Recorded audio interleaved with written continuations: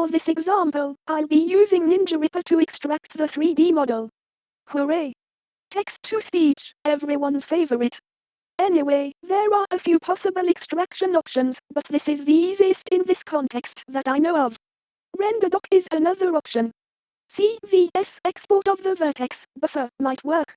There is a Blender plug-in that can import the CVS files. Search for Import Pics. Game Tools.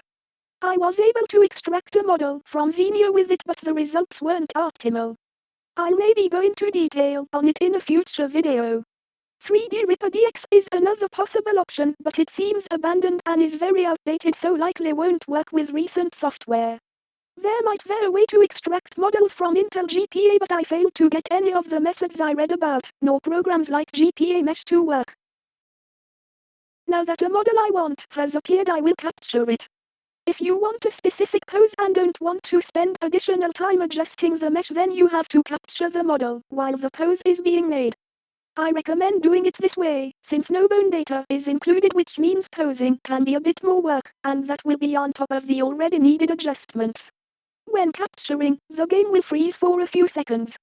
Also, NinjaRipper sometimes just doesn't manage a capture, and in some contexts, such as the dungeon parts of this game, where I suspect it is using pre-rendered graphics instead of actual real-time 3D models, the characters can't be captured.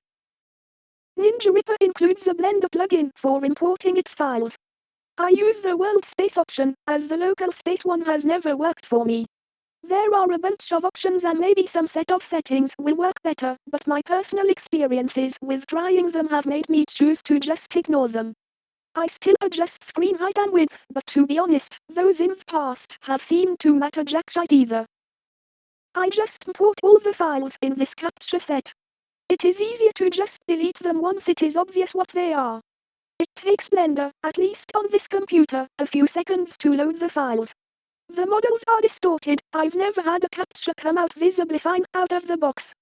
I only want Sucy here, so I will delete the other characters and captured interface element. Not everything captured is obvious, so go through the list of captured geometry and delete anything not associated with what you want. A model can be made up of more than one file though. Once you seem to pretty much just have what you want, it helps to move the model to the center of world space and to rotate it to a more natural orientation. The model's origin is also usually in East Gibbet after import, so it helps to move it back to the model that you are working on.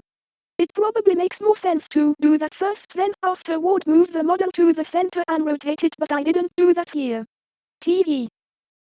Although it seems like this model has 3 parts, it is actually just essentially duplicated 3 times. I could examine for differences in geometry but felt too apathetic at the time. I'm not sure if the game actually has 3 models or this was a quirk of NinjaRipper. Since the models are textured a bit differently in 2 instances and very different in the third, I'm guessing it relates to the visual effect the game has on the models, but that is just a hypothesis. Nice, if known, but it doesn't matter here. Famous last words. Anyway, for most consumer 3D prints the textures don't matter, and if you are a consumer that has the money to buy a printer that can properly do multicolor, then I'm still keeping one of the texture models instead of the dark one, as could be useful if hand coloring later. Although I'll admit that I forgot about it when I was coloring and at the time ran the game for reference. Not like it did much good, I still got it all off color, shrug. So, catching up to the video. The model is a bit squished, so scale it to the proper proportions. Here I'm doing it by eye, as I don't give enough of a damn to put in a proper effort for this video, but if you care that it is proportioned correctly, I suggest taking some image screen captures of the game, more than one from multiple angles, if possible, and use them as background reference images in Blender for scaling guides. The imported model's scale is also way too small. In FlashPrint, the slicer that FlashForge uses and so the least pain for me to configure, I've found that 1 meter in Blender becomes 1 millimeter in FlashPrint's unit scale. While recording this example, I'll admit I scaled up a bit willy-nilly, and too much. You might be thinking this is all that is needed to produce a printable model. But it's wrong. Well, maybe, if the model you want is of a very simple shape, or if the model has put in a lot of needless geometry for a video game, well then you will have lucked out, or in. Lucked in makes more sense? Maybe. Whatever. So to show the issue, I'll just export what we have here so you can see the problems, and why we will do what will be the next. Well, the start of it. The full process isn't worth showing. Also, I sure as hell ain't gonna waste my time doing it all a second time. Noticed how a bunch of the details are missing from the sliced model's print preview. The belt for one. If printed, the wand would come out as a disconnected second piece. The oval embellishment on the back of the vest is also missing. The tie, cord, rope, thing around the collar is replaced by a block at the blouse. Also, the mouth is a little wonky. I'm doing this commentary after recording, and I see I took more time spinning around the model to show the missing details than were necessary. Sure, I could just edit some of it out, but commenting on it is more funny to me. So, going over the slices around the mouth. It is now apparent needless for this print, hidden geometry is being printed. A cavity of the inside of the mouth and a tongue. These details I suspect are making the outside of the mouth, in the print preview at least, look wonky. Since the walls are printed thinner.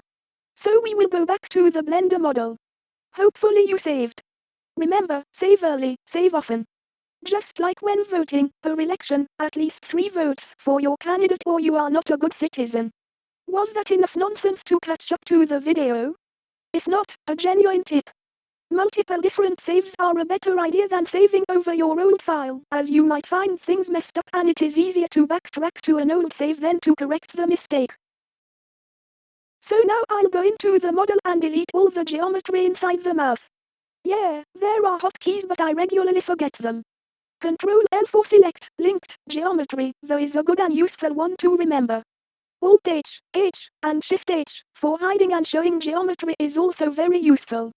Also remember only the visible geometry is selected during cursor drag selections, so, if not in X-ray mode, or whatever it is called, only the front immediate to camera geometry will be selected. As should be apparent, I'm not or to at best barely competent with Blender, or anything in this process for that matter. Nor is this meant as a Blender tutorial. Anyway, for reasons that escape me and more likely for no reason at all, while recording I initially skipped erasing the mouth geometry to instead extrude out the vest back details. This is one of the causes of missing geometry, it being too flat. When importing geometry in FlashPrint, and I suspect other slicers as well, it will give the option to repair the geometry. At least one of the things it is doing then, there, is filling in open loops. I will go over this more later with a direct example. The thing though here to note is how, when I link selected the part of the vest back detail, only a section of it was selected. That means that geometry isn't even a single solid piece, so FlashPrint will try to turn it into one, and if it can't, or if the geometry isn't thick enough, it will just omit it from the model to be sliced. Well, I apparently fapped about the back vest detail for a bit, so, while my even more past self bees a moron, I'll make note of something else that well needs to be looked out for. That being disconnected floating geometry. There may be parts of a model that are either barely connected to the main model or sometimes completely disconnected. In the game these details will be so small or close enough to the main model that it isn't visible, but if 3D printing, then these parts will, if too small not print, or if larger, print, as a separate disconnected part. With the vest detail the part close to the body isn't connected, so just deleting it is fine. For this to work you will need to be comfortable changing the geometry some. Hunt for and close open loops. Look for needless hidden geometry to delete. As well as to extrude flat geometry so there is enough to be printed. In the case of Sucy, after my first print, while she could stand with good conditions, toppling over was an issue, so I adjusted the feet a few degrees to improve balance. For the Leaner Gun Sniper, which I plan to have a video on later, if it isn't already up, I added a little geometry to the feet to aid in balance and some geometry to connect floating parts of the model back to the main body. So to reiterate, not only should you feel free to mess about with the model to get the results you want, it more likely than not will be downright necessary. Wow. I'm still messing about with the back vest detail. Since I've a bit more time, a few more disclaimers. I've had the 3D printer for about only 2 months now, so my experience and knowledge is still low. I also printed the model with PETG. Not just PETG, but the grey was very inexpensive, and while I still have had issues, I have had a harder time coming up with the balance of settings between stringiness and model solidity with that grey when trying to print more detailed or complicated models. When making larky utilitarian things it is fine, but something like this, and especially when going back and forth between the print heads in IDEX mode, it is a bit of a mess. I suspect I could have gotten a better looking print with PLA or even just using a different PETG, but I've my reasons for printing it with the filament I used and the way I did. The settings I used, though, I highly suspect could be improved, but I already have, and continue to experiment. It was not like I just set it to something and was all, come what may, about it, nor assumed someone's suggestion or the defaults were best, and left it at that. I wish those defaults or guides and suggestions just worked, but my personal experiences have not had those things pan out. So please try to keep those things in mind at the end of the video, when I show the final results. I also, to be honest, don't care for the geometry around the mouth. I understand why the game model is made that way. It makes it easier to be expressive, to a cartoony extreme. The game being cel-shaded also hides minor graphic issues such a structure might result in. For a static 3D printed figure though, going by how it looked in Blender at least, it seemed wrinkly or creasy around the corners of the mouth. So for the actual model that I printed, I adjusted the geometry there. When I later show that model you can see what it looks like.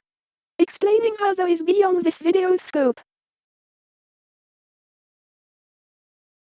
As mentioned, this isn't a complete set of fixes, but let's look at the ways what was done improved the results in the print preview. The vest's back detail is now there, albeit some more tweaks to improve aesthetics could be made.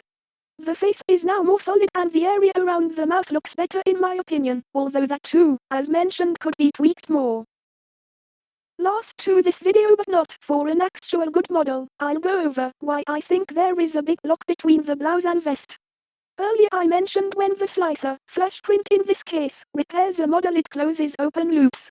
Well, somewhere in that area it is closing some geometry and making a block. I'll show a simplified example, as the actual problem geometry was quite a bit of a pain to find then correct in the real model. To show what is happening, I'll make a cylinder and erase the top and bottom of it to generate a set of open loops. Next I'll load it into FlashPrint. Notice that before repair it is open, but after the holes are reclosed.